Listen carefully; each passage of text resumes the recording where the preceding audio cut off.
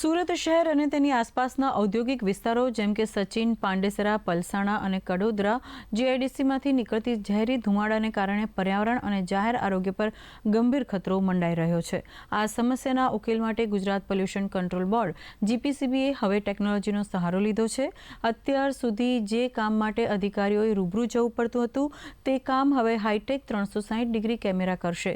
સર્વપ્રથમ સચિન જીઆઈડીસીમાં ડેમો તરીકે એક કેમેરો લગાવવામાં આવ્યા, જેના પરિણામો ખૂબ જ સકારાત્મક જોવા મળ્યા છે. Dakshin Gujarat processing house association Jitendra વખારિયાએ જણાવ્યું હતું કે આ એક ખાસ પ્રકારનો PTZ કેમેરો છે. આ કેમેરો તેની આસપાસના સમગ્ર વાતાવરણને ગોળાકાર દ્રશ્યમાં કેપ્ચર કરી શકે છે.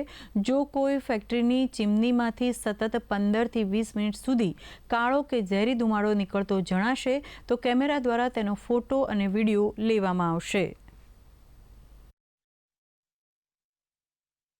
આ વખતે અમે દરેક વિસ્તારમાં એક મોટો કેમેરો મૂકેલા છે કે જે 360 ડિગ્રી સુધી એને ટર્ન કરી શકે છે અને દરેક વિસ્તારમાં આવી રીતે 4-5 કેમેરા મુકાયા છે. તો એને ગુજરાત પોલ્યુશન કંટ્રોલ બોર્ડ પોતે એને પોતાના મોબાઈલમાં એને મૂવ કરી શકે છે ને જો કોઈ જગ્યાએ એને કાળા ધુમાડા દેખાય તો એને ઝૂમ કરીને જેમ 3 ફૂટના ડિસ્ટન્સે એવું એ હોય ત્યાં સુધીની એને કંટ્રોલ કરી શકે છે કેમેરો ને તરત જ એ યુનિટને ફોનથી જાણ કરવામાં આવે છે. એ વિસ્તારના જે આગેવાનો હોય છે તેને જાણ કરવામાં આવે છે.